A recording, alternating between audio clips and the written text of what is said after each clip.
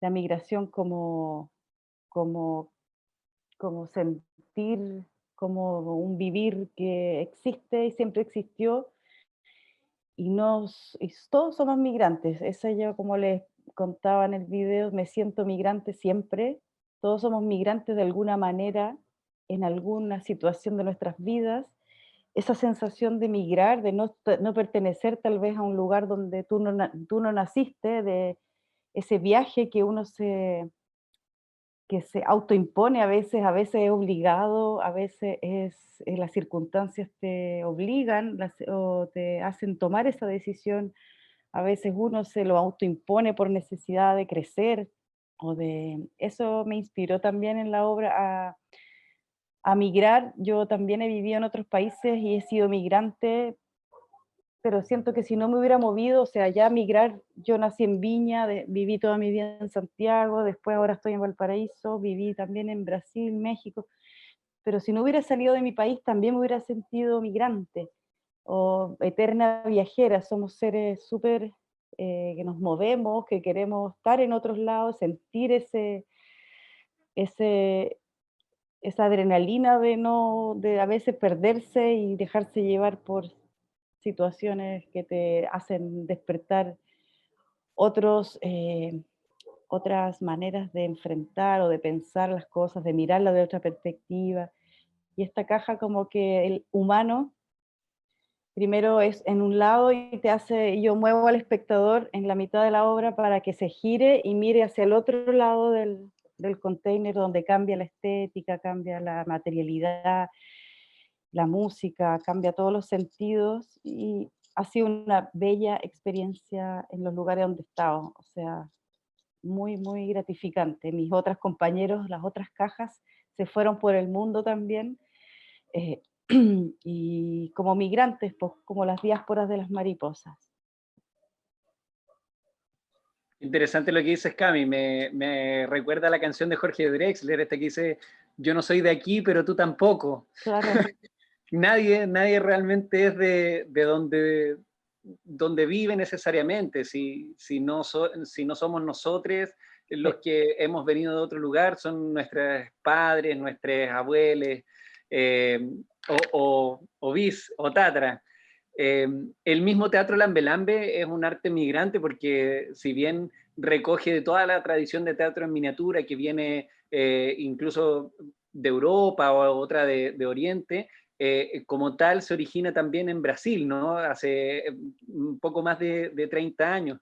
Y de ahí de Brasil también, ustedes como OANI Teatro también han sido precursores de traerlo aquí a Chile. Y me gustaría preguntarles también un poco, quizás abriendo esta conversación, por también como un poco la Camila nos contaba sobre el suyo, pero me gustaría que pudieran contarle a la audiencia sobre sus procesos creativos, cómo llegaron a concebir estas obras y también las técnicas y las materialidades que trabajan en las obras para poder para poder realizar, digamos, estos sueños, estas imágenes de asombro que, como ya lo decíamos aquí en video, quizás no se percibe, a pesar de que se ven muy hermosos, no se percibe todo lo asombroso que es realmente este trabajo minucioso y artesanal que es el Teatro Lambelambe. Entonces, si pudieran contarnos un poco más de eso, sería hermoso. continuando, sí, voy a aprovechar la Vamos, continuación. vamos, sí, dale. Es porque este fue creado por ejemplo, fue el primer semestre del 2019 y lo creamos a distancia, como un poco prevendo lo que se venía, lo creamos a distancia por Skype. Trabajamos cada uno en su taller, en su país, en su ciudad, separados. Avanzamos mucho cada uno por su lado, pero a la vez estábamos siempre hablando, avanzamos mucho por distancia, como por Zoom, que no existía para nosotros en ese momento, estaba el Skype, y trabajamos mucho por Skype y por videollamadas, y al final nos juntamos un mes en Santiago, en el taller de escena cuántica. Cada uno trajo casi todo armado, había hecho todo en su país, en su ciudad solo, y aquí los trabajamos un mes y estrenamos en mayo. La materialidad que utilizo otras materialidades que nunca había trabajado, que era el papel, con esa técnica de pop-up. Siempre trabajo con un equipo, no soy experta en algunas cosas, entonces necesito encontrar la gente que lo haga. Trabajé con unas diseñadoras. Por otro lado, trabajé la arena y el cuerpo, la piel humana, para que el espectador lo viera muy de cerca, viera todas mis fallas en las manos, se ve la vida en la piel, y eso me gustó mucho porque era muy de cerca, ve todo, la uña, dónde estuve, qué pinté, dónde me rompí, donde al final éramos, somos todos seres humanos de la misma raza, habitamos en la misma casa, es como es el... Y fue un proceso bien hermoso y triste porque estrenamos y cada uno se fue a migrar por su ciudad también al final, sí, por su país. Nos separamos, nos juntamos y después como que explotó y cada uno se fue con su, con su caja a migrar. Y así es como tú decías, y el teatro Lambe Lambe te permite esa movilidad, ese arriesgarse de estar solo en otro lugar con algo que tú quieres compartir con alguien que no conoces. Eso es muy, muy hermoso y arriesgado y muy generoso de parte de los artistas que hacen Lambe Lambe. Qué potente todo lo que cuenta Cami, efectivamente, esa es parte casi de la naturaleza del teatro Lambe Lambe, esta movilidad y también la ocupación de espacios públicos. Hay ciertas cosas que son parte de este quehacer. Y, pero Manuel estaba ahí en el chat diciendo, contando un poco, ¿cierto? Dice, el mecanismo funciona en base a un montón de ruedas excéntricas. En la obra Cotaix vemos algo que es súper alucinante, o por lo menos para mí lo es y me encantaría verlo en vivo, todavía no tengo la suerte, este mar que se mueve permanentemente. Y cuéntanos un poco a qué te refieres, qué son esas ruedas excéntricas, cómo le damos esa movilidad al Lambe. Bueno, yo trabajo mucho con mecanismos, fabrico autómatas. Entonces, uno de los principales mecanismos, por la simplicidad que tiene, es la llamada rueda excéntrica, que es una rueda, pero que tiene el eje desplazado hacia un borde, ¿ya? Ese es el eje. Entonces, el mar funciona así. Por ejemplo, este es el eje, se van a ahorrar el taller cabro. Tengo otra rueda excéntrica, con el terreno. Y si fijan, al moverla, si las pongo como culebra, haciendo como un pequeño hilo, eso me permite un sub y baja acá, diferente al que está acá, ya que está acá, ya que está acá. Entonces eso ya me crea toda la onda del... Obviamente hay que sincronizar un poco ese como espiral que se va creando con la rueda excéntrica para después lograr lo que es el mar. Y obviamente este es lo que es la parte de la ola, se deja enganchado en una parte, puede ser en medio, y para que se mueva así. Esa es como la mecánica principal que se ocupa en el mar, que es la más simple, la verdad, que es la rueda excéntrica. Eso. Tremendo, Se ahorraron el taller. Pero vemos Yo ahí... quedé curiosa cuando él contó que esta obra la creó para el festival en un mes, o sea, Sí. O sea, igual de súper hecho rápido. con 25 días. Es que igual, o sea, me planteé la idea, para mí lo más complejo siempre es la idea dramática, no sé. Pero la parte de los mecanismos igual los domino fácil, o sea, son comunes para mí fácil. Entonces ya armar la caja, instalar las luces, igual me es rápido de trabajar. Pero la idea es la que siempre me complica más.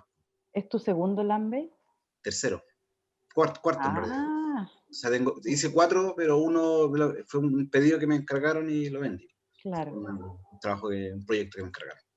Vemos ahí entre lo que cuenta Cami y lo que cuenta Manu, vemos distintas técnicas, ¿cierto? Estas técnicas como de automatizar un poco o con las ruedas excéntricas, estos mecanismos que plantea Manu, y también lo que dice Cami como del pop-up y también del uso de la mano, ¿cierto?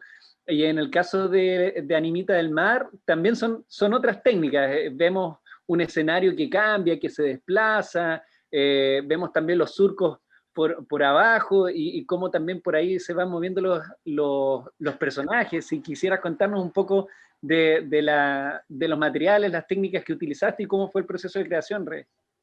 Sí, pensando como uniéndolo con el mar que aparece en la animita, aquí como Teatro Esqueleto quisimos fusionar disciplinas, entonces incorporamos el sistema Arduino, que es robotizado.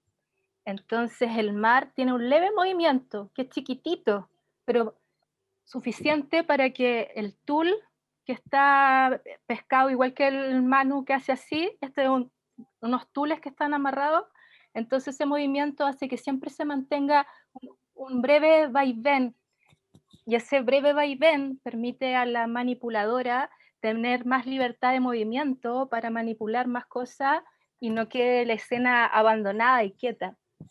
Entonces, esa era una de las gracias y de las amabilidades de mezclar estas disciplinas y estos mundos más científicos, más matemáticos en el arte, que era un gran desafío de poder fusionarlo y de que la artesanía prevaleciera y el arte prevaleciera en esta robótica y como fría.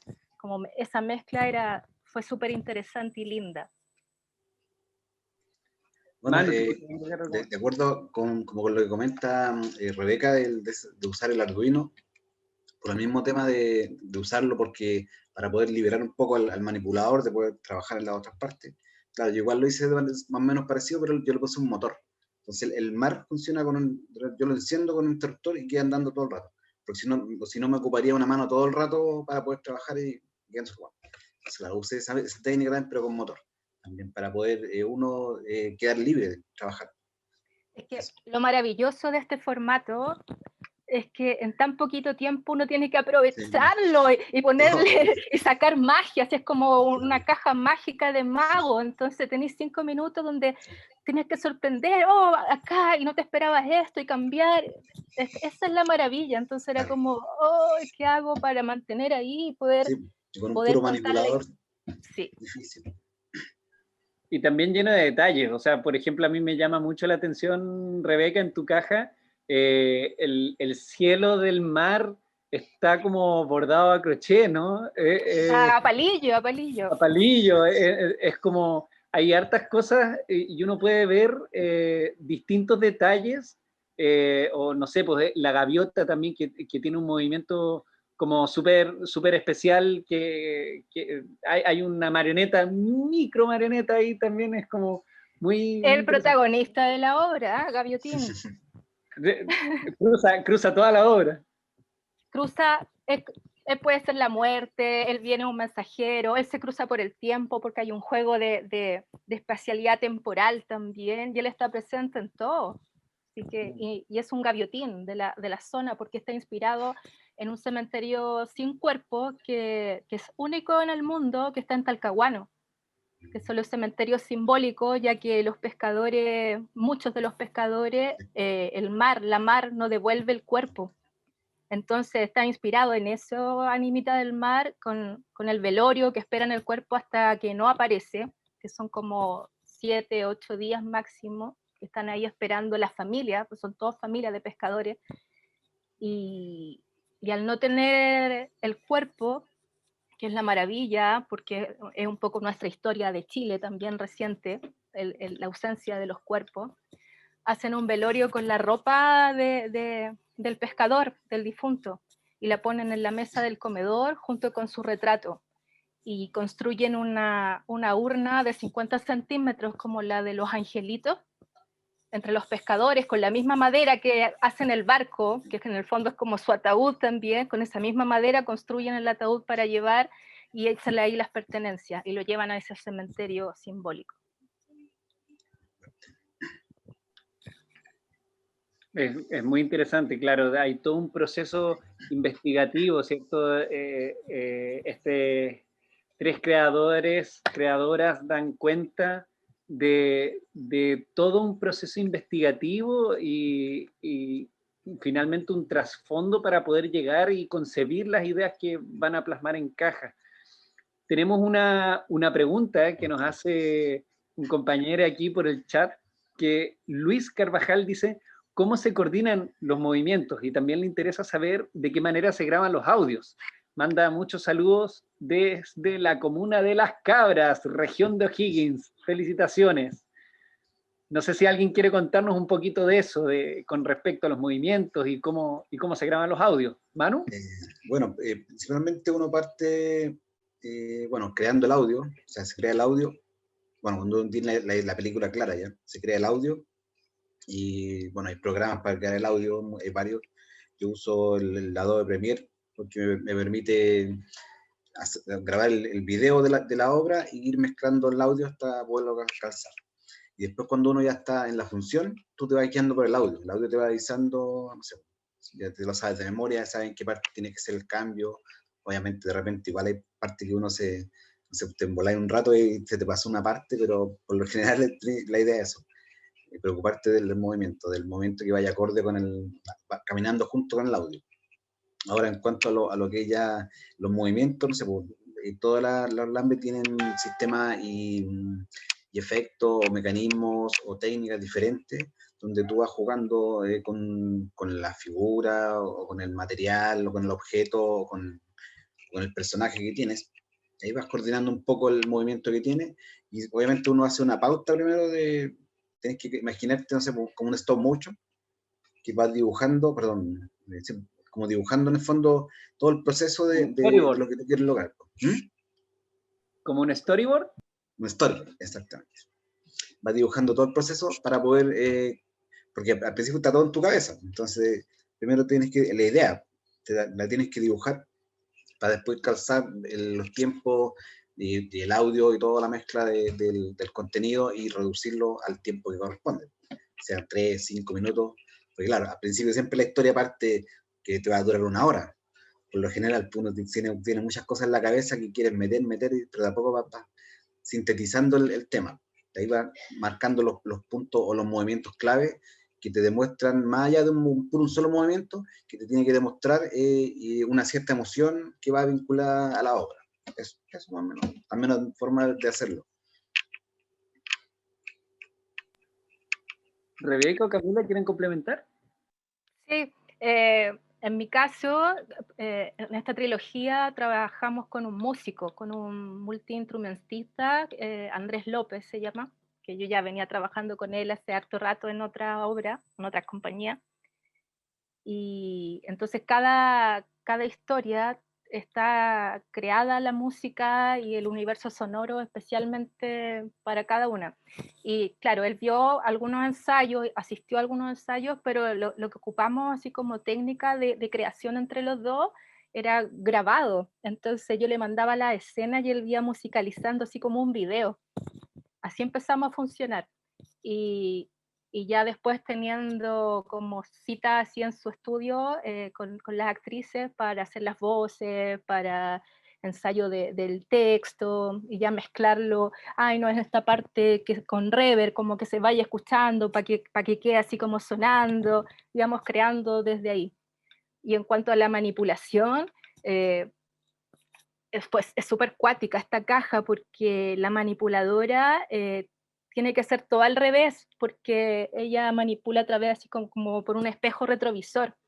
Entonces ve toda la escena al revés. Entonces si ella va para acá, se ve así. Entonces eso costó que lo entendiera así el cerebro para que mandara la mano en el fondo. Eso fue como el gran desafío que hubo de interpretación de manipulación. Yo, por mi parte, he tenido varias experiencias de cómo abordar todo, porque cada caja es una historia diferente, un universo diferente. Tu impulso por hacer esa historia comienza por lugares diferentes, entonces eso me ha pasado, que he trabajado 20 años con un músico, por ejemplo, Humano fue con otro músico, y la última, otro lambe que estrené en enero, es otro músico, y es bueno, me gustó, porque también cambié todo el equipo de trabajo también, cambié el que me hizo el muñeco, cambié el iluminador, ha sido siempre el mismo, también trabajo con Arduino programado para tener las 2 manos libres, pero es súper interesante cambiar la musicalidad, porque el músico, o sea, la música es como el guión, es la dramaturgia. Yo primero, por ejemplo, trabajo con la materia, ¿cuál va a ser mi materia? ¿Ya va a ser el papel, va a ser un muñeco de madera o va a ser mi mano? Y trabajo yo haciéndome la idea del universo sonoro sola.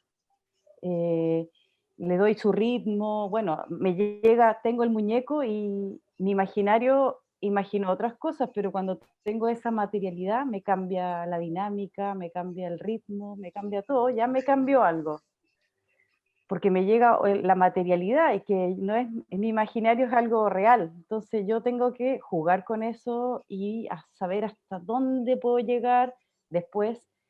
eh, Llega la escenografía, la transformo y construyo la caja, siento que, yo pensé que era así, no era así, ya va cambiando. Entra el músico, yo le muestro lo que tengo, me hace su propuesta y me cambio a la otra mitad, entonces yo me trato de integrar a cada integrante que entra con su propuesta y no cerrarme en la que yo me imaginaba, sino que integrar todos esos artistas que quieren decir algo con tu idea inicial, pero dejarlos entrar y así uno va construyendo algo que ya no es tuyo, Colectivo. de más gente y después se hace de otros cuando le haces la función. Entonces yo creo que hay que experimentar diversas maneras de empezar. A veces uno empieza con una música, a veces empieza con un texto, a veces empieza con el muñeco. Y esto me ha sido muy, muy interesante de abordar. Eso quería compartir. Muchas gracias. Tenemos un par de preguntas más también. Ojo y Lengua, que primero dice, como público seguidora de Lambelambes y como artista que sabe lo que es estar metida en un fondar, les aplaudo por haber tenido la capacidad de sacar a flote el festival que era presencial. Felicitaciones. Era para nosotros, pero o sea, bueno, para todos, ¿no? Porque también esto se hace con los artistas que finalmente integran la programación. Pero también pregunta, ojo y lengua, y esta es directamente pregunta para ustedes, me gustaría saber si vislumbraron alguna posibilidad creativa al verse obligados a traspasar la obra a video, y si esto logra abrir una ventana positiva dentro de todo lo negativo del COVID. Y lo pregunto más que nada porque este formato de video supera la limitación clásica del Lambe consistente en tan poca audiencia, y sé que aparte de la limitación es su gran ventaja por la intimidad que entrega. Si alguien quiere referirse a eso, y voy a aprovechar a tirar la otra igual al tiro, que es una pregunta que Seba le hace directamente a Rebeca, y le pregunta a Rebeca cómo fue el proceso de investigación de la trilogía. Así que si quieren responder primero la primera pregunta y Rebeca después te extiendes con esa. Manu.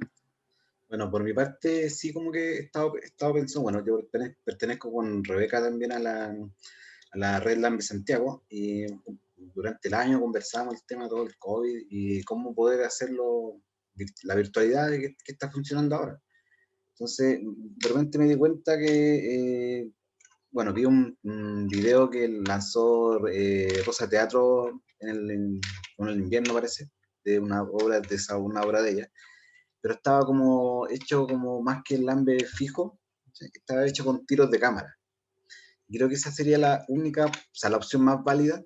Claro que igual se perdería también, o sea, sería casi como crear como un estilo nuevo, ¿sí? Más que el Lambe. El Lambe tiene esa calidad de estar ahí cara a cara presencial. ¿Sí? Pero claro, lo mejor sería, para simularlo un poco, sería hacer tiros de cámara, o sea, para enfocar de repente al objeto que uno quiere que el espectador vea.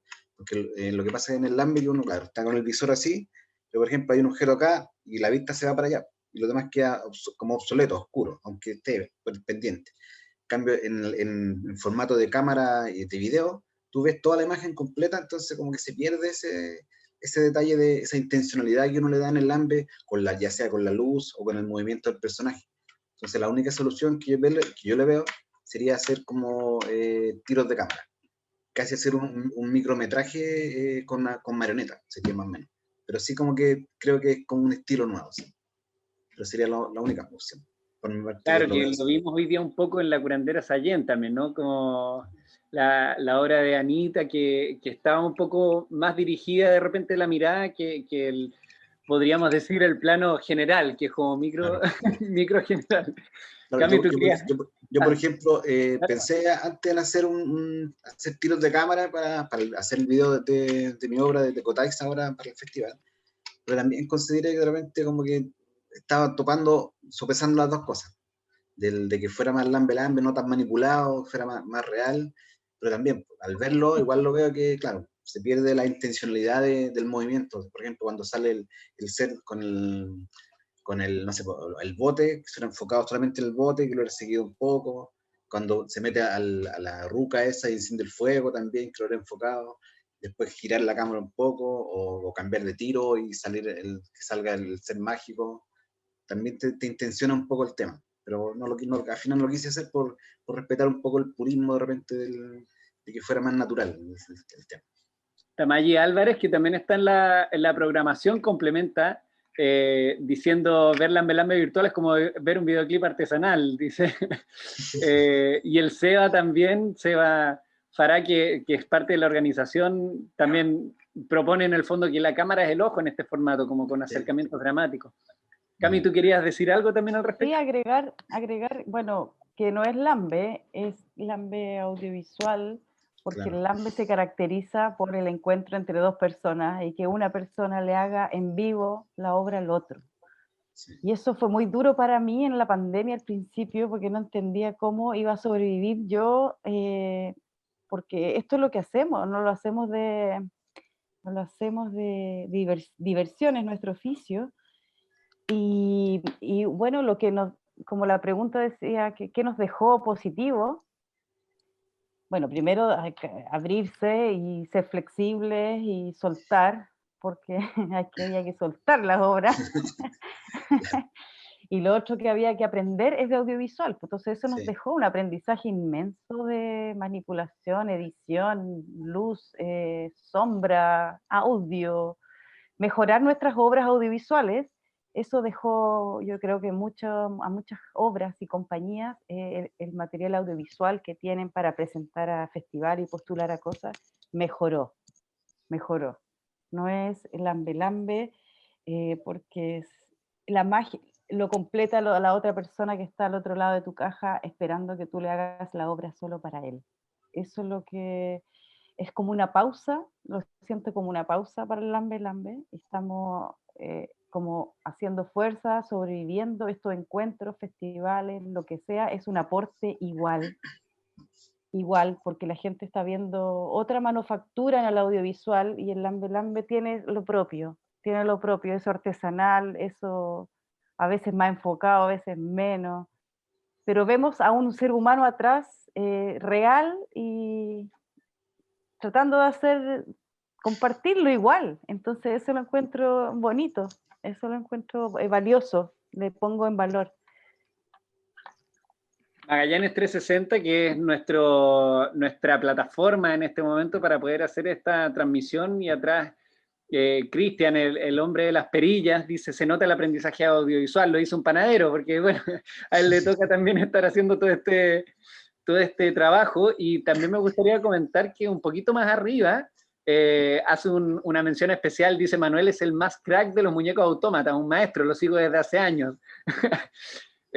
Solo un pequeño paréntesis para ver si Rebeca quisiera agregar algo con respecto a esto de, como dice Cami, claro, efectivamente no es teatro lambe. Yo comparto esa visión, en lo personal soy actor de profesión y tampoco puedo decir que ver teatro en video sea realmente hacer teatro. Es otro género, es teatro video, videoteatro, teatro virtual, como se le llame, pero hay algo que se no vamos a decir que se pierde, que se transforma en este trasvasije de formato. No sé si Rebeca quieres aportar con algo ahí o ir a la pregunta que te hacía Seba también.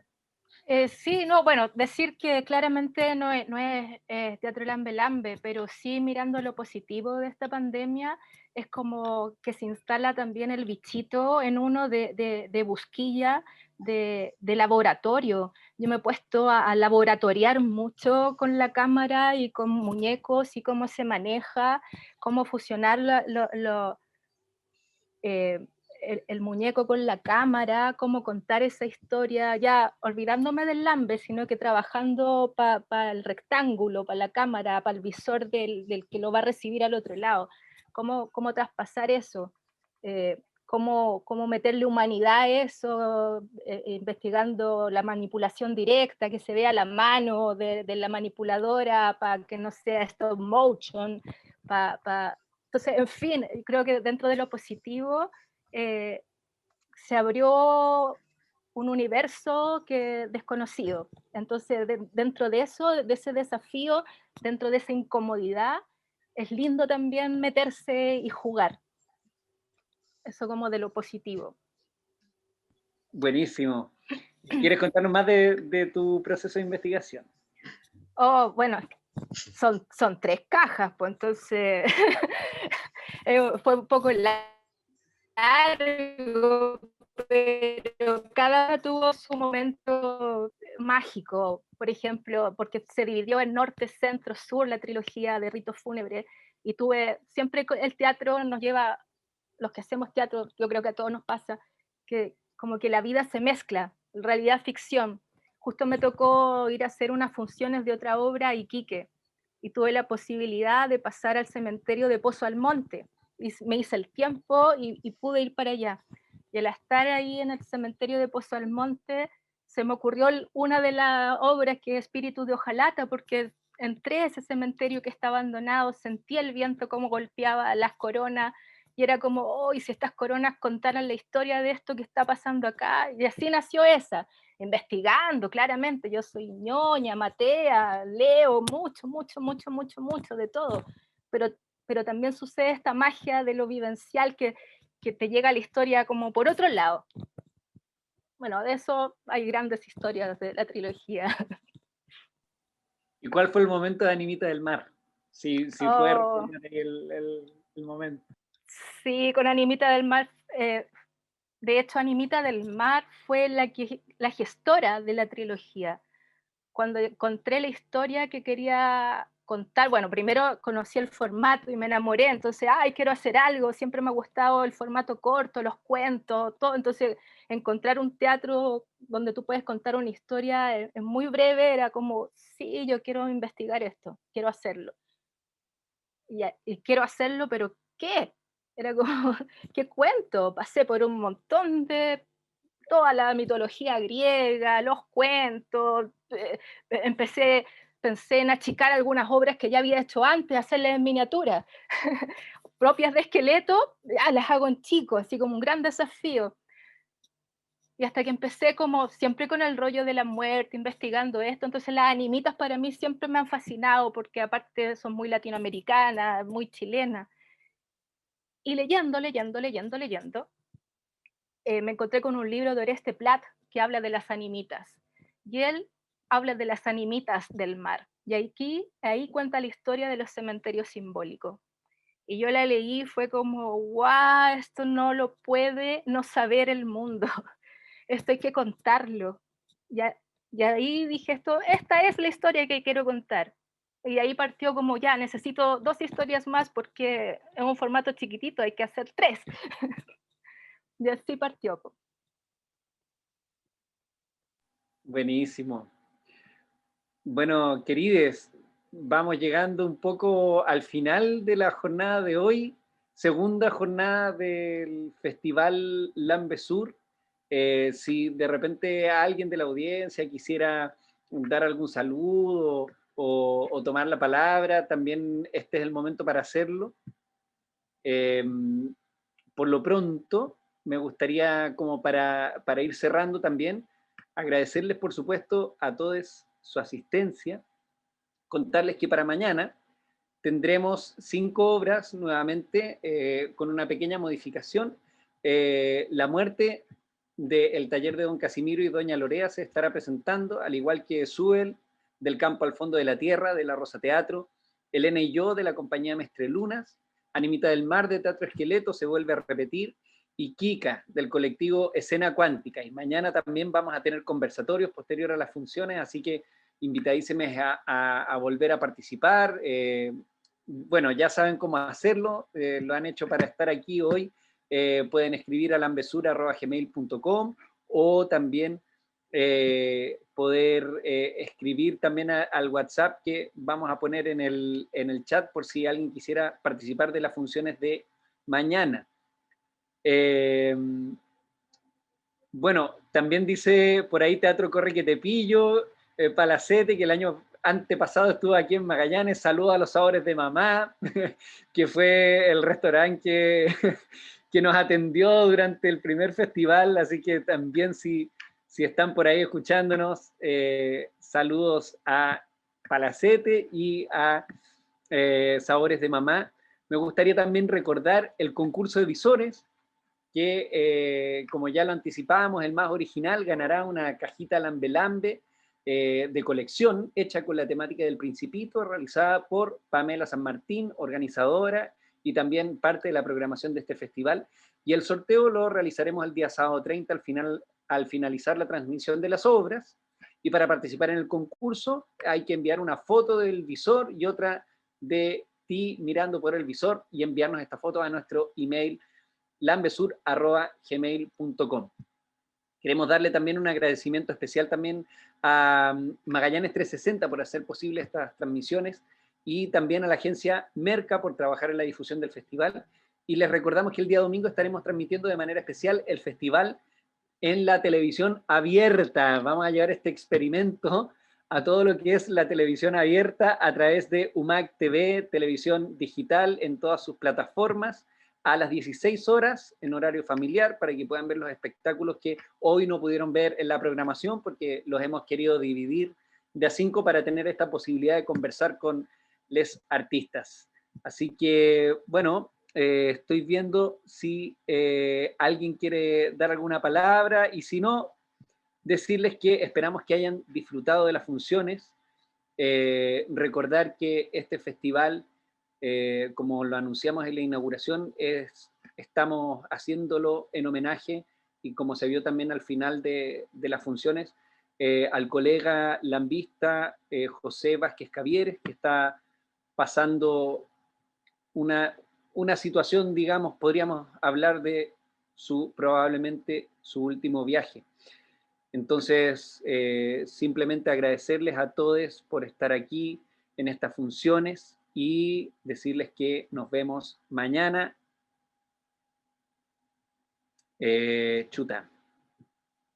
Veo ahora por el chat que me comenta Manuel que José ya falleció, así que me gustaría que pudiéramos en conjunto hacer un minuto de silencio por el colega lambista, amigo, compañero.